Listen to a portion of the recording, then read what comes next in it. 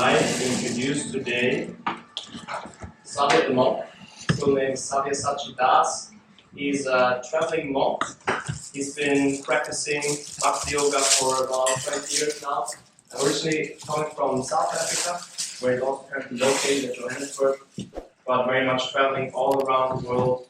And so he's just come from India now, spent some time there, and so we're very happy to make him here.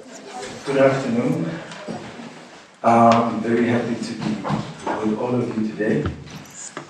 It's my second trip to Zurich, and my first trip into your university. My name is Sami Sakidas.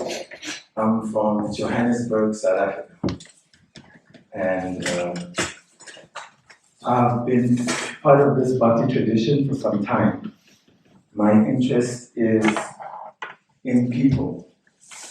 And I like that I can have a family across the planet. Like now I've just adopted all of you as part of my family. There won't be much inheritance, but at least we are all part of one family. So today I thought that we could talk about desires. All of us have desires, if I'm correct? Yes, some desires are very prominent. Some are just under the surface somewhere. And some are really harassing us. And they probably think of some desires that are like pounding on the door, wanting our attention. So it is part of the human condition to have desires, to want something. That's why people always have this in mind, what's in it for me? Just like today when you decided to come for this session, you must have asked yourself, what's in it for me? Some people maybe there'll be some nice people to meet, whatever it may be. There's a good lunch, maybe you have friends here. So I thought today we can talk about irrational desires. Irrational desires would mean desires that are illogical. They are not provable in our living experience. I'll propose one thing and see if it lands with you. If I say to you that love, not just love, unconditional love, is an irrational desire, what do you say? I see someone shaking his head like, you've been through something, huh?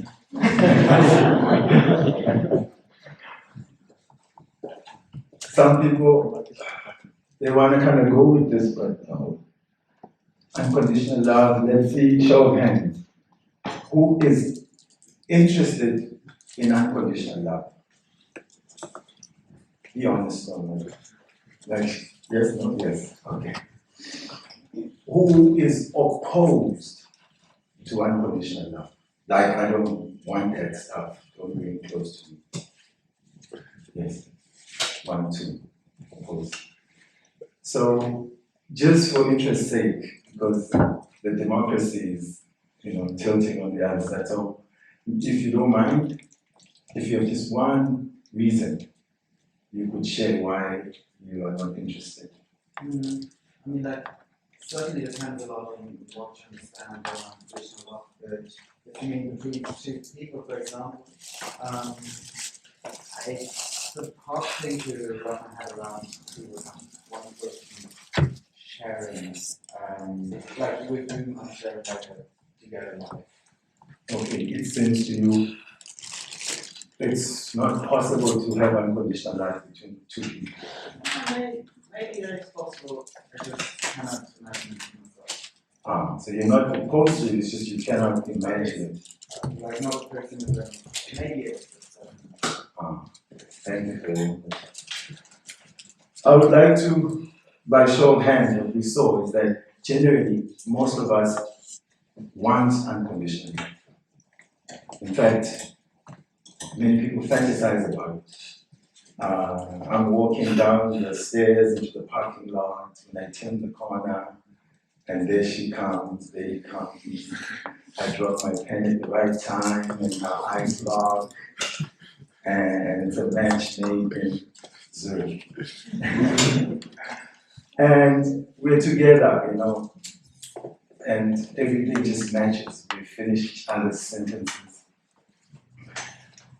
But in our experience, do we not find that there's always conditions to this situation? You know, he's tall, but I'm taller. You know, he's Jewish, and I'm Buddhist. He's from South Africa, and I'm from Switzerland. So when it's all, there's things to be fulfilled for this love to take place, this exchange. So it's generally not unconditional, but full of conditions. You scratch my back, I scratch yours. If you scratch a little too much, then I'm out the door. But I extend here today to say that even though our experience doesn't meet this idea of unconditional love, still, even if I read 10 books to try and convince you not to want unconditional love, you may not agree with that. So where is this desire coming from? How can we want something that we don't see it happen, we are not experiencing ourselves, even when we ask our peers, also they cannot actually demonstrate unconditional love. But yet, that desire remains within us, that we want unconditional love. Someone says irrational. Why do you want something that doesn't exist? But we all feel like, no, I deserve unconditional love. Let's try death. What a contrast from love to death. So death, who here would say that they would say, anytime I'd be willing to accept death? Yeah. This is good, we're honest. Sometimes we say, no, I don't care about death. And then, no. So this, we don't want to die. Therefore, some of us are at the gym, we're watching what we eat. You know, we were sanitizing like anything through COVID, double mask, we didn't want to die. But we see that nobody survived. Like people say survival is the fittest, but actually nobody survives. Death is 100% everywhere. So what is this desire? That we don't want to die, yet the reality is that everyone has to go through it. Where do we get this cuckoo idea that I will survive? It sounds like an irrational desire. It's illogical. But today I want to bring to you this understanding that it is not actually. It is grounded in a reality. This idea of wanting unconditional love is something like this. Say you are a rich person. Some of you are, no, it's not theoretical. Say you're a rich person, super rich, yachts and the rest of it. And so, where do you eat? What do you eat? All sorts of so-called fancy things that are very expensive. And so you're conditioned to fine dining, let's say. And then if fortunes go against you and you become broke, you lose all that money. And you find yourself living under one of these underpasses, you know, some kind of. And then when you fall asleep at night, and when you dream of eating, what will you be dreaming of eating?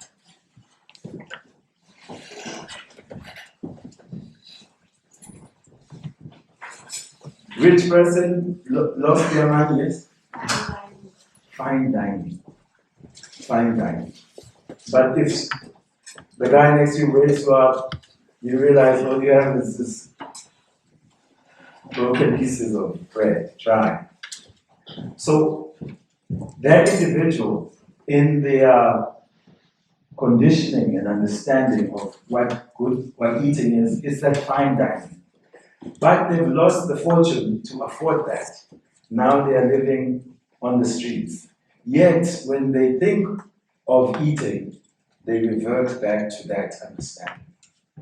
So this analogy is to show us that actually at our core, in our essential identity, because we are non-material beings, we are actually the spiritual being, the spark of consciousness, the living force.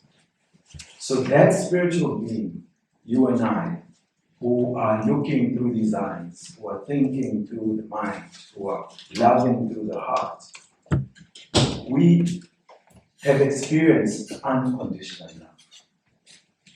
In fact, it is the standard of exchange where we come from.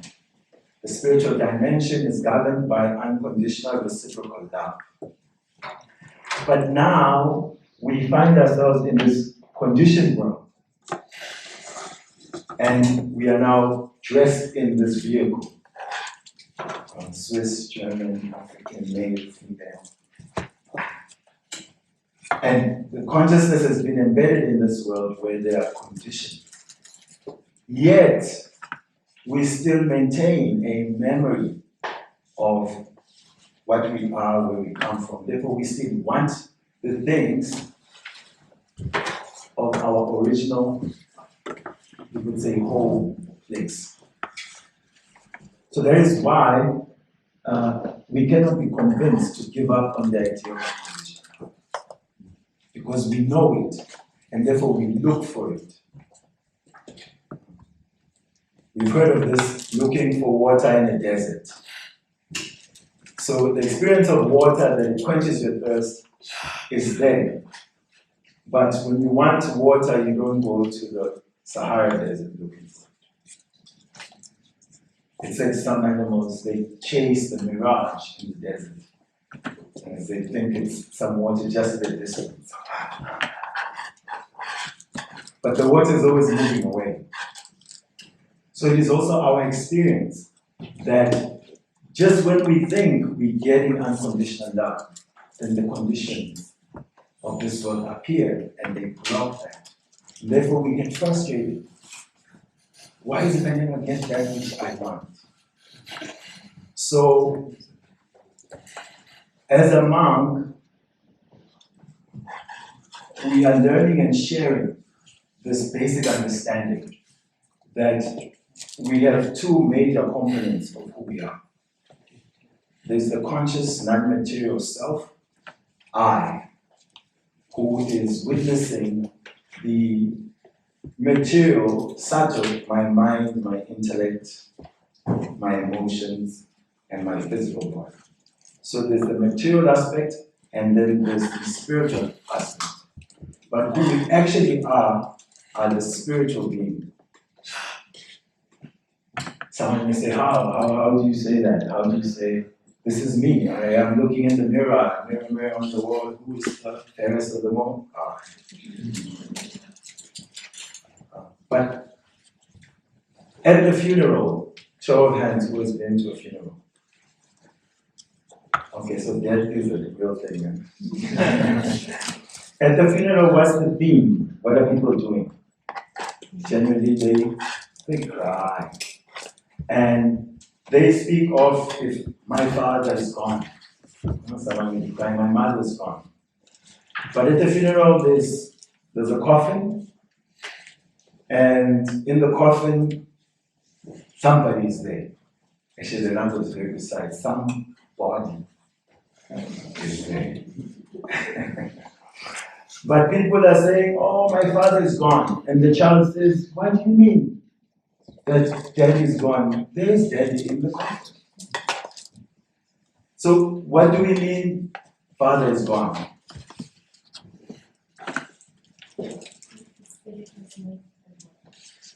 The spirit. Okay. We find who's the spirit and who's dead. Because the spirit can go, but what happened to daddy?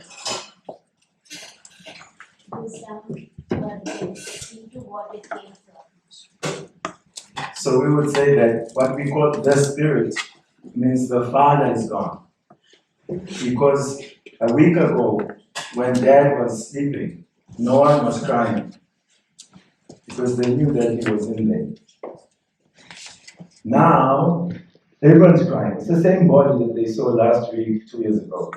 Now everyone's hysterical, and they're saying he's gone. And the children are saying, no, he's there in a nice suit, in the box. So that which has left the body is actually the individual who lived and used the machinery of the body. So real knowledge has to bring us to understand ourselves at that level. That I am the spiritual being, the consciousness, who lives in this body for some time, from birth to death. And so then we start to consider, how can I live to fulfill my actual needs as a spiritual being?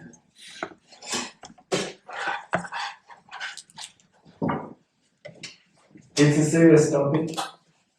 At the same time, it's fun because we're human beings. We got this little brain thing in our heads, and we're at university, and we're supposed to be the future of our nation, and we are meant to use that intelligent mind to understand ourselves. Otherwise, the system has been created to harvest all your intelligence just to turn the economic wheel,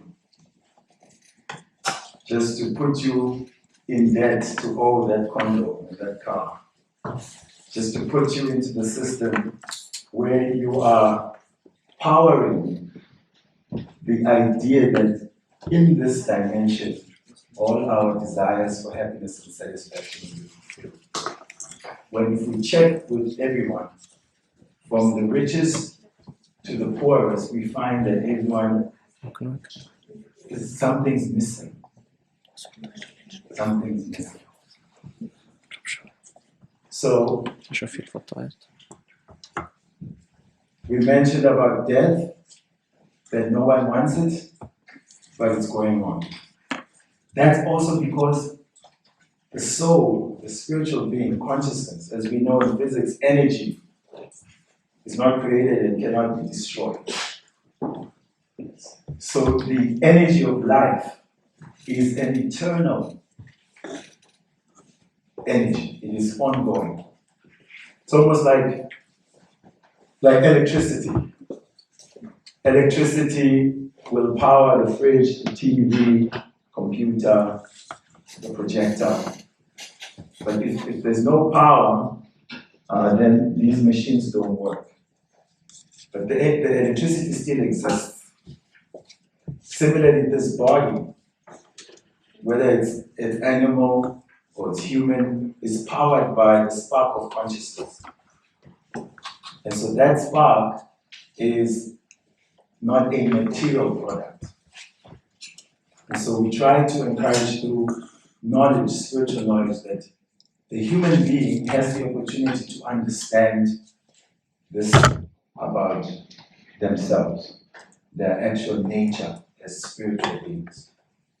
And when we come to that understanding, you will find that this knowledge enters into all spheres of knowledge and actually creates so many solutions, because when we see each other, they say, I see you. So we don't just see the covering. We see the person who is within this cover. And therefore, compassionate leaders can come out, people who actually want to serve and help souls. It can power our government, our business. It actually changes the whole paradigm of exploitation. It becomes paradigm where we are trying to serve and assist each other.